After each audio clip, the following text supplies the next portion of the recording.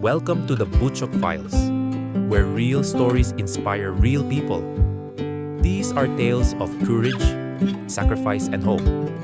If this story moves you, don't forget to like, share, and subscribe. Now, let's begin. Welcome to the Butchok Files.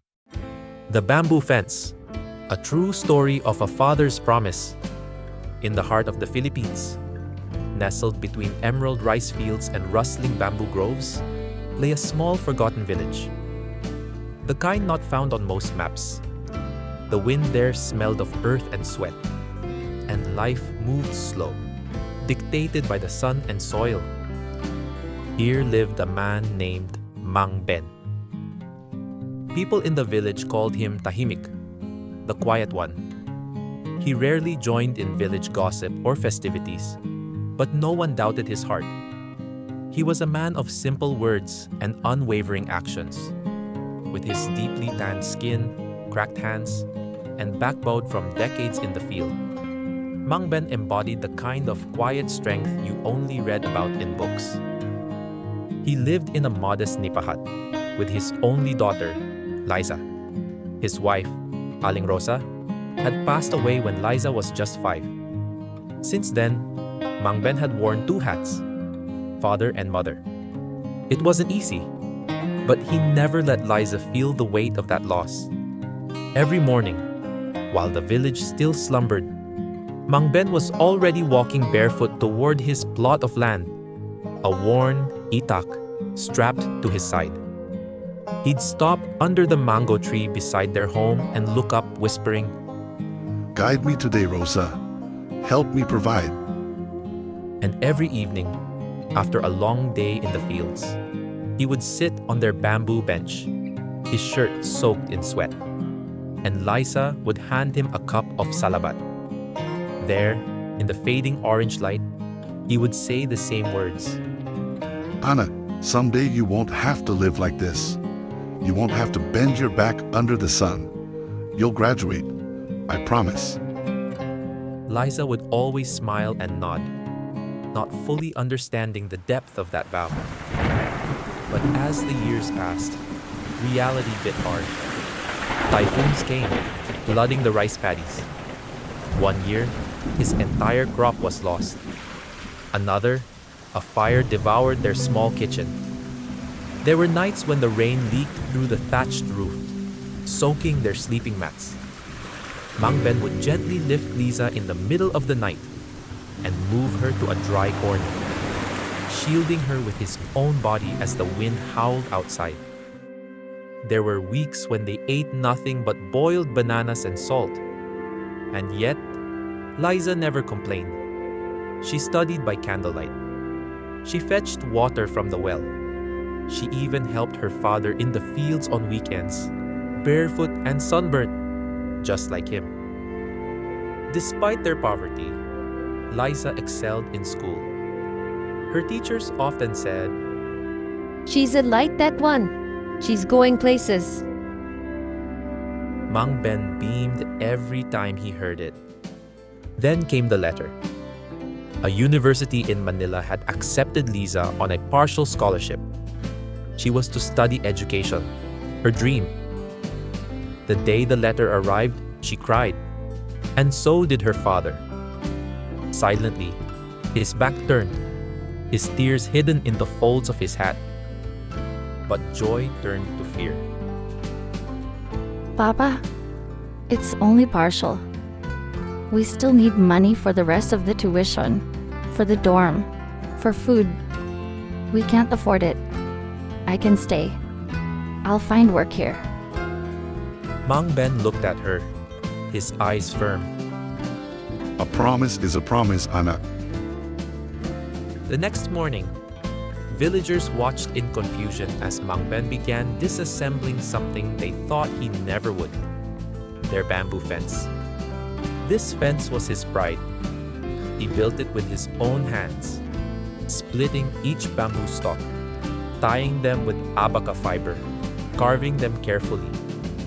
It wasn't just a fence, it was his symbol of dignity. But now it had become his only option. He sold the bamboo piece by piece to the local sawmill. Then, without rest, he found work as a cargador in the town market, hauling sacks of rice, boxes of vegetables, crates of fruits. On weekends, he cleaned floors at the bus terminal, wiping mud and oil with a rag and a tired back. His hands blistered, his knees cracked, and still, he smiled. Each peso was not just money. It was another brick in the foundation of Liza's future. At night, he would write to her, always saying, Don't worry about me, anak. The harvest is good. I'm healthy. Focus on your studies. he never told her the truth, that he now slept in the storage room of the bus terminal, using a rice sack as his blanket. He never told her he skipped meals to save more for her rent. And he certainly never told her about the time he fainted in the market from exhaustion, only to wake up and go right back to work. Years passed. Liza thrived in university. She joined organizations, became a student leader, and wrote for the campus newspaper. But she never forgot where she came from. She would call her father every Sunday, and he would always pick up with the same tone. Tired, but proud. How are you, anak? I'm doing well, Papa. Midterms went great. Ayos, I'm proud of you. And every time she would ask, How about you, Papa? and he would always lie. Malakas pa rin ako. The farm is doing fine. But there was no more farm. Only labor. Only sacrifice. Then came the day. Graduation. The university auditorium was filled with laughter, with proud parents holding flower bouquets, with students taking selfies in their togas. Among them sat Mang Ben, now older, thinner, his skin darker from years under the sun. His barong was borrowed, his slippers stitched at the sides. He sat quietly at the back, holding a cheap phone to record the moment. Then Liza's name was called. Summa Cum Laude, Liza Benitez. Thunderous applause, cameras flashing, professors smiling. As she stepped on stage, she paused. Then she did something unexpected. She asked for the microphone. The audience fell silent. Before anything else, I want to dedicate this honor to the man who made it possible. My father. A man who tore down our bamboo fence, our only protection, so I could build my dreams. He worked 3 jobs. He gave everything just to keep a promise. Her voice cracked. This diploma doesn't belong to me. It belongs to him. There was silence. Then, an eruption of applause. People stood. Some cried. In the back row, Mang Ben wiped his eyes with trembling hands. That night, when they arrived home, Liza handed him a gift wrapped in brown paper. Inside was a handcrafted frame made of bamboo, from the same fence he once sold. And within it, her diploma and a plaque. It read, "To the man who built more than fences, he built dreams." Mang Ben didn't speak for a while. Then, in a whisper, he said, Now, anak. Now I can rest. "Not all heroes wear capes. Some wear faded shirts and slippers, carry sacks on their shoulders, and hold dreams in their hearts." Mang Ben never finished school. He never wore a medal. But he gave his daughter a future.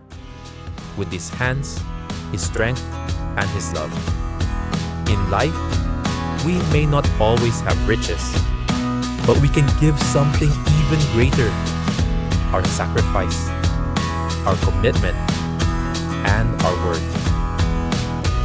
This has been another true and inspiring story from the Butchok Files. If this story touched your heart, please like, share, and subscribe for more real-life stories that inspire. Maraming salamat po, and see you in the next episode.